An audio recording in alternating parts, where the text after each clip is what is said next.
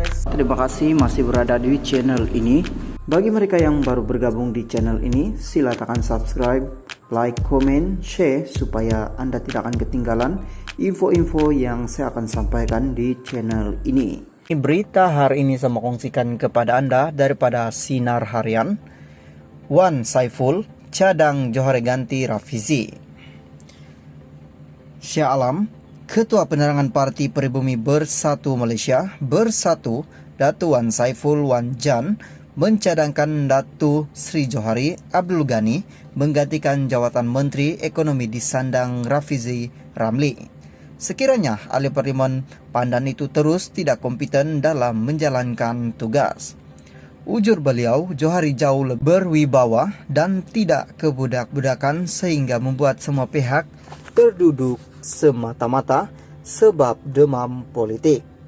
Matlamat kerajaan bukan untuk bagi sesiapa terduduk, tetapi matlamat kerajaan ialah membantu rakyat tanpa mengira pegangan politik.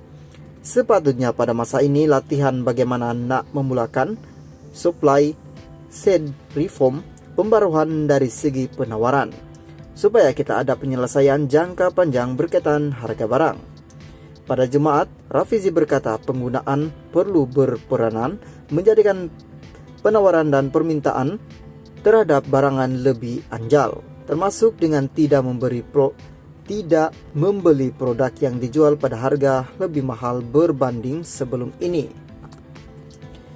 Pada Isnin, Rafizi dalam laporan media memaklumkan bahwa pemimpin PN yang mempertikaikan kenyataannya berhubung isu penawaran dan permintaan barangan akan terduduk dalam sebulan lagi, setelah langkah itu difahami seluruh rakyat dengan rasional.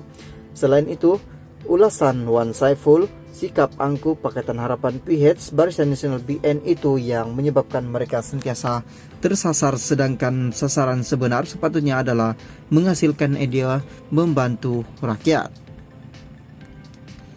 Tapi disebabkan angkuh sasaran PHBN belum lagi nak balas dendam jika ada orang kritik mereka. Akibatnya, penyelesaian masalah rakyat masih belum ada. Semasa bekas Perdana Menteri Datuk Seri Muhyiddin Yassin dan Perikatan Nasional PN memegang kuasa, kita perhati menjaga kebajikan semua rakyat dan kita langsung tidak pernah terniat supaya PH terduduk. Tak kira PN atau PH, semua kita bantu. Itulah beza kerajaan PN yang adil dan PHBN yang tidak kompeten, katanya, ujurnya. Guys, salam sejahtera. Terima kasih masih berada di channel ini. Bagi mereka yang belum subscribe channel ini, sila subscribe dan like, komen, share supaya Anda tidak akan ketinggalan info-info yang saya akan sampaikan di channel ini. Berita hari ini saya mau kongsikan kepada Anda daripada Malaysia kini. 967 pegawai LHDN Rayo PM sambung kontrak. Kumpulan yang mewakili 967 pegawai lembaga hasil dalam negeri LHDN yang menerima gaji harian dan berisiko hilang pekerjaan menjelang tahun baru merayu Perdana Menteri Anwar Ibrahim menyambung kontrak mereka. Bekas pengurusi PKR Terengganu, Azan Ismail berkata dia menerima maklumat mengenai pegawai berkenaan yang masih tidak pasti akan status pekerjaan mereka. Katanya, kumpulan itu akan menyerahkan surat secara rasmi kepada Anwar yang juga Menteri Keuangan tidak lama lagi.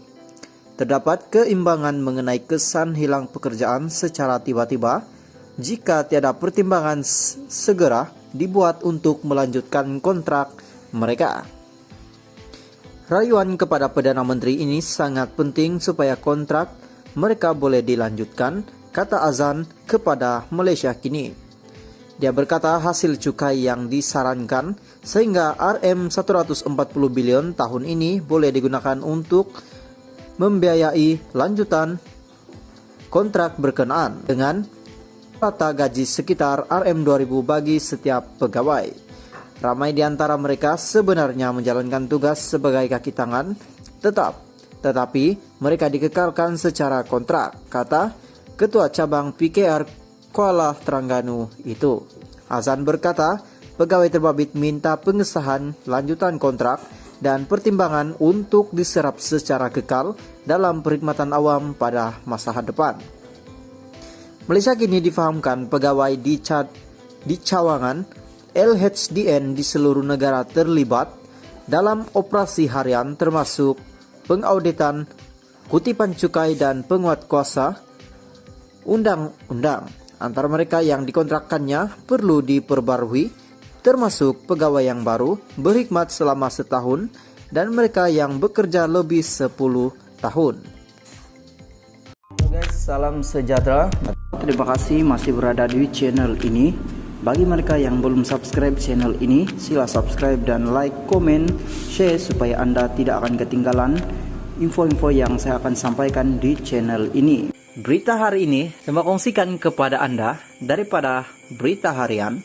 UMNO tak boleh salah langkah lagi pasca PRU 15. Petaling Jaya, UMNO tidak boleh salah langkah lagi selepas parti itu bersama Barisan Nasional BN kalah teruk pada pilihan raya umum ke-15 PRU 15. Perkara itu dinyatakan Bendahari Agong BN Datu Sri Hisamuddin Husin yang menegaskan UMNO perlu dan menginsafi susulan kekalahan itu dengan membetulkan kelemahan yang berlaku.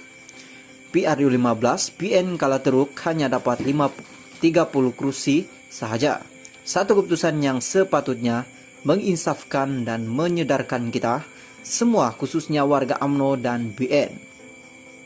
Sesungguhnya kita perlu lakukan penambahbaikan dan apa jua pembetulan yang diperlukan untuk parti kesayangan kita ini. Banyak sangat kerja kena buat kalau nak pulihkan semula keyakinan rakyat. Kita tak boleh salah langkah lagi, katanya dalam satu rekaman video laman sosial malam tadi.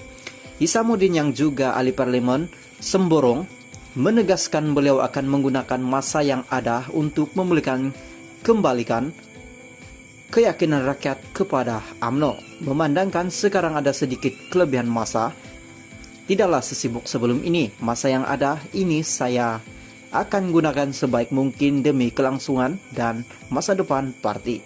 Katanya, dipercayai merujuk kedudukan beliau yang tidak lagi berada dalam kabinet.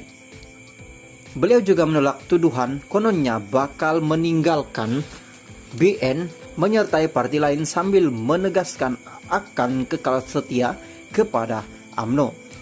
Ada satu soalan yang selalu orang tanya saya. Pendirian macam mana dan selepas ini, apa hal tuju dalam politik? Bagi saya mudah saja. Saya tetap UMNO dulu, kini selamanya, katanya.